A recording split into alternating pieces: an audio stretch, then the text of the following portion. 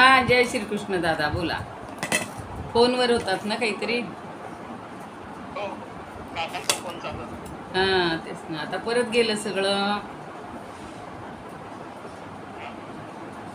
परत गेलं. नाही चालू आहे की तुमचा आवाज येतो, स्क्रीन आहे दिसते. हा, येतो येतो. नाही तर स्क्रीनवरचं सगळं गेलं होतं. आता येतोय आवाज? हा, आवाज येतोय? हो येतो आवाज येतो, व्हिडिओ आहे. बरं बरं, ठीक आहे, ठीक आहे, चालेल. चला करूया. किती लोक आलेत? 35 आहे. ठीक आहे.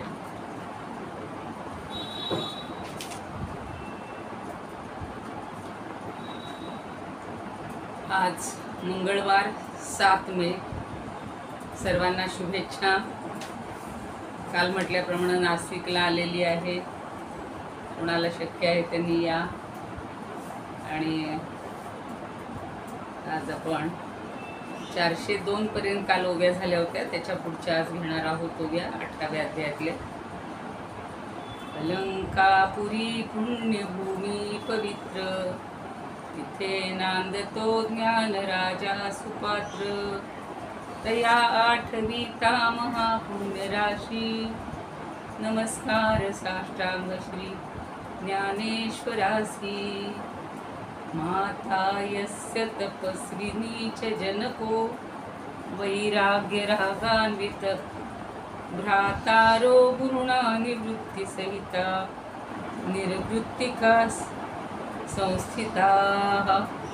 इत्थं साधु कृपान्वितं स्वयमहो, ज्ञानामृतेनावृतं वन्दे तं करुणाकरं प्रभुवरं. श्री संत ज्ञानेश्वरं, श्री संत ज्ञानेश्वरं. ज्ञानेश्वर महाराज की जय. पंढरीनाथ भगवान की जय. जय श्रीकृष्ण. जय तू ज्ञानेश्वर. आपण 3 गुणांच्या आणि सगळ्या अज्ञानी माणसांच्या अज्ञानामुळं त्याला कसं आत्मज्ञान होत नाही, आणि त्याचाच भाग म्हणून ज्ञानदेव आपल्याला वेगवेगळ्या उदाहरणातून, दृष्टांतातून छान पटवून देत आहेत. काल 402 म्हणजे दुसरा जो ओवी झालेली होती ती एकदा पाहूया. तैसा सोडवला जो आहे, तयाचे रूप आता पाहे, उपपत्तीची बाहे उभवून सांगे. आणि त्याच्या आधी म्हटले होते, परिकर्मी असोनी कर्मे, जो नावरे समे विषमे, चर्मचक्षुचे निचामे, दृष्टी जैसी. म्हणजे काय तर कर्मामध्ये असून सुद्धा समविषम कर्माने जो वेढला जात नाही, अशी चर्मचक्षुच्या चांबड्याने अंतस्थ दृष्टी जखडली जात नाही त्याची. आणि या चर्मचक्षुनी आपण फक्त बाह्य सगळं बघत असतो. अंतरंगातलं पाहण्याचं जे सामर्थ्य आहे ते अंतःचक्षुंना आहे. आणि म्हणून त्याप्रमाणे जो मुक्त झालेला आहे त्याचं वर्णन आता म्हणतात करतो, आणि विचारांचे बाहू उभारून सांगतो. काल ते म्हणून म्हटलं होतं की व्यास म्हणतात ऊर्ध्वबाहू विरोमेश, तो ऊर्ध्वबाहू नचकशी छुणोत्तिमा, कोणीच माझं ऐकत नाही असं ते म्हणतात. आता इथे मात्र हे म्हणतात की मी हे विचारांचे बाहू उभारून आता सांगतो. पुढचा श्लोक खूप छान आहे. यस्य नाहंकृतो भावो, बुद्धिर्यस्य न लिप्यते, हत्वापि सैमान् लोकान्, न हन्ति न निबध्यते. आता संधी बघा. यस्य न अहंकृतः भावः, अनुस्वाराचा आपल्या विसर्गाचा सगळीकडे ओ झालेला आहे. नाहंकृतो भावो, न अहंकृतः भावः, बुद्धिः यस्य न लिप्यते. यस्य म्हणजे ज्याचा, ज्या पुरुषाचा, अहंकृतः भावः सगळं मी केलं असा जो भाव आहे तो न म्हणजे नाही, तथा म्हणजे त्याचप्रमाणे यस्य बुद्धी ही न लिप्यते, म्हणजे ज्याच्या ठिकाणी मी करता आहे असाही भाव नसतो आणि ज्याची बुद्धी सुद्धा या सांसारिक पदार्थामध्ये आणि कर्मामध्ये लिप्त होत नाही.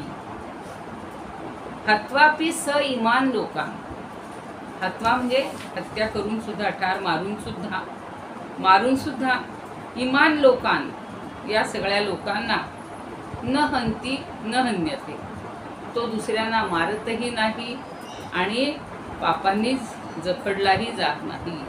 बद्ध न निबद्धते, पापांनी तो बद्धही होत नाही. म्हणजे ज्या माणसाच्या अंतःकरणात अहंकृती नाहीये, मी करता आहे असा भाव नसतो आणि ज्याची बुद्धी या सगळ्या संसारामध्ये उरफटलेली नसते, तो ह्या कर्मामध्ये लिप्त होत नाही. कर्म करत राहतो पण त्याच्यामध्ये गुंतलेला नसतो. जसं आम्ही गुंतून जातो, सामान्य माणूस गुंतून जातो. आणि मग त्यामुळं एवढं मोठं युद्धाचं कर्म असून सुद्धा भगवंत सांगतायत की तो इतरांना मारत असूनही दुसऱ्यांना मारत नाही किंवा त्याला पापही लागत नाही. नहंती न निबध्यते, कारण ते कर्तव्य बुद्धीनं फक्त करायचे, कर्म करायचे, ते मी करतोय या भावनेनं करायचंच नाहीये. म्हणजे मग त्याला याच्यामध्ये याच्यामध्ये गुरफटला जात नाही किंवा पापपुण्यानं तो बद्ध पण होत नाही. जे चांगलं कर्म केलं म्हणून पुण्य आणि वाईट केलं म्हणून पाप, आणि या दोन्ही कर्मांनी तो निबद्धते म्हणजे बद्ध होत नाही. जो अविद्येने युक्त आहे, जो अज्ञानी आहे, त्याला मात्र हे सगळं लिप्त होत असतं किंवा तो सगळ्या बंधनात अडकला जात असतो. म्हणून असं आपण व्हायचंय की कुठलंही कर्म केलं, कुठलंही कर्तव्य केलं तर ते मी केलं असं सांगायचं नाही. आपली बुद्धीसुद्धा त्यात लिप्त करायची नाही.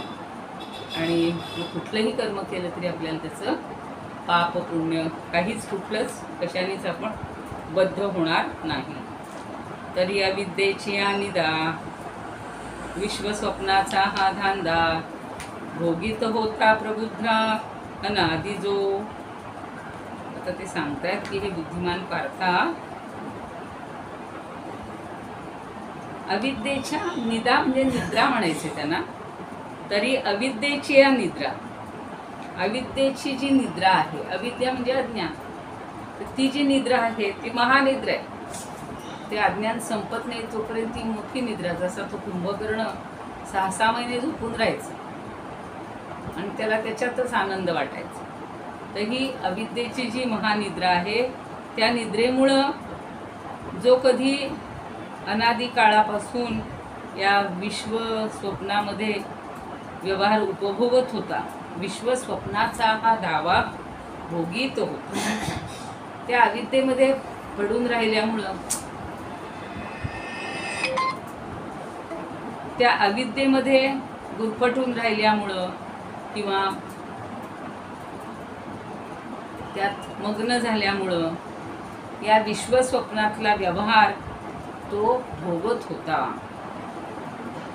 प्रबुद्धा अनादि जो, अनादि असा जो अनादि काळापासून हा जो सगळा विश्वस्वप्नातला जो व्यवहार आहे तो उपभोगत होता.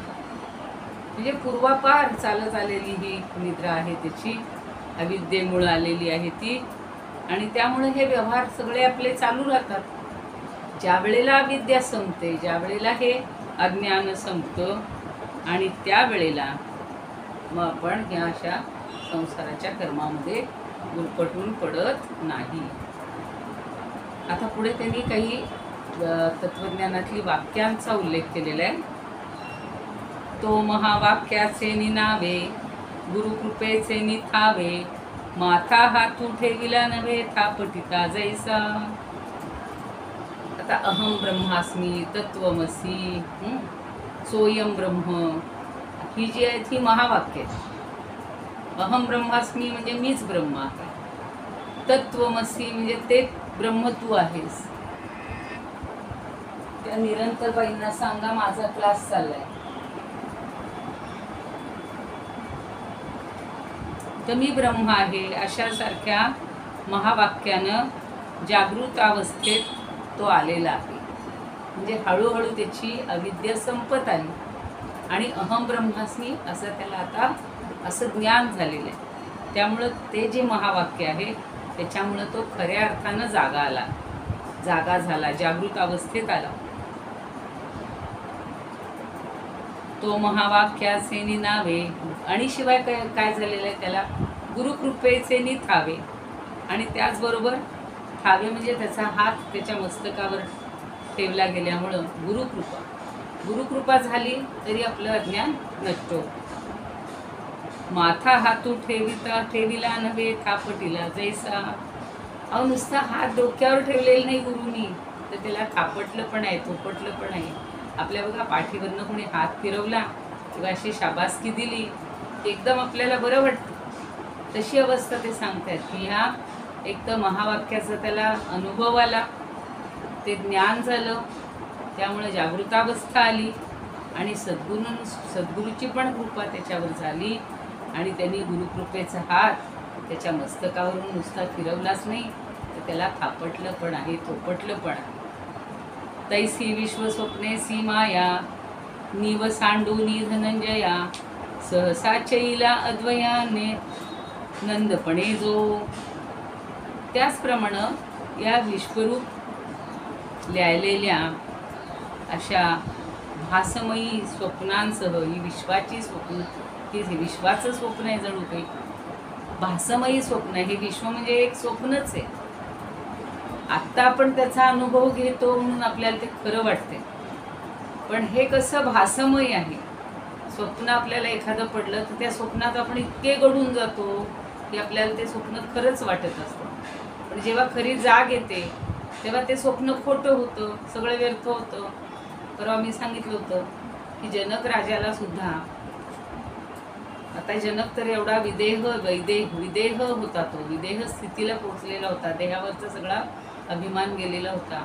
त्यांनी शुकराजाला वगैरे भरपूर हे दिलेलं होतं, उपदेश केलेला होता. किंवा अष्टावक्र मुनीसुद्धा त्यांच्या इथे आल्यानंतर त्यांनी जरा त्याची, अष्टावक्र मुनीसुद्धा त्या जनक राजावर नाराज झालेले होते. ते सगळे अष्टावक्र म्हणजे 8 ठिकाणी वाकलेला होता आणि ते पाहिल्यावर सभेत सभासदांनी सगळ्या त्याची थट्टा केली, हसले हा हा हा हा करून. तर तेव्हा तो म्हणतो की मी आलो ते चुकलं बाबा, तुझ्या इथं तू सगळे चर्मकार भरले जमा केलेले. चर्मकार म्हणजे काय की जो फक्त चामड्याची परीक्षा करतो आणि चप्पल बूट सगळं तयार करतो, म्हणजे त्याला बाकी त्यातलं काही ज्ञान नसतं, बाकी इतर विश्वासलं. तसं इथे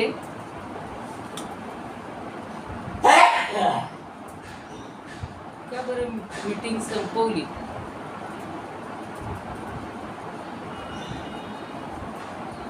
मी तुमच्याशी बोलते.